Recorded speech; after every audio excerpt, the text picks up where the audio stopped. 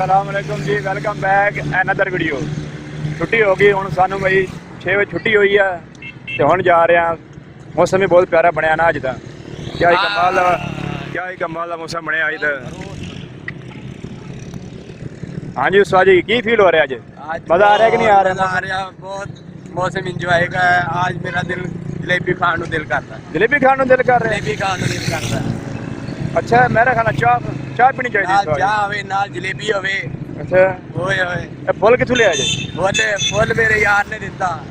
गल सीधी करो, मशूक नहीं लैके? ओ मशूक दी, मैं मशूक नहीं बनाना ना। क्यों? मशूका बेवफा होंदियां। अजकल दी फैक्ट्री च मशूक नहीं बनानी चाहिए बंदे नूं, वो पैसे खांदियां वा बस।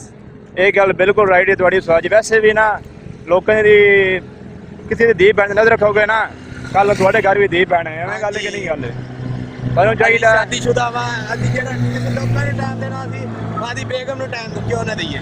एवं गल बिल्कुल सही गल कर रहे जी। किते लोकां नूं असीं चीज लैके देनी, फुल देना सी, आदी बेगम नूं क्यों ना दईए? बिल्कुल राइट।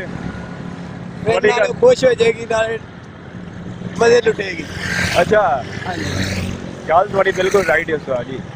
सानू चाहिए कि अपने बीवी बच्चे नाल प्यार करिए ते बाहर मुंह नहीं मारना चाहिए। बिल्कुल। जलेबी गरम है उस्ताद जी? गरम है जलेबी उस्ताद जी। गरम जलेबी खाने का फिर मजा अपना ही है। 510 रुपये अज गैस भरा के चली है। 510 रुपये किलो गैस अज, जो 580 का किलो घ्यो कर देना। कमाइयां करनियां ने ज्यादा कढ़ाई है मैं। अच्छा, हाँ, मैं उस्ताद जी ने मैं इन्ने शौक नाल जलेबी खाता नहीं उस्ताद जी। आज खा के चेक कर। वैसे चेक कर लेना की मजा है जलेबी खाने का। बाकी मजा तो है उस्ताद जलेबी खाने का। मौसम से आज कोई जलेबी खानी चाहिए ना। कहीं वैसे इन्ना शौक नहीं है, ना चाह का शौक है ना जलेबी खाना शौक है ना। मर्द नूं मिठा खाना चाहिए। उसकी वजह की है? सही होंदा मर्द वास्ते। अच्छा।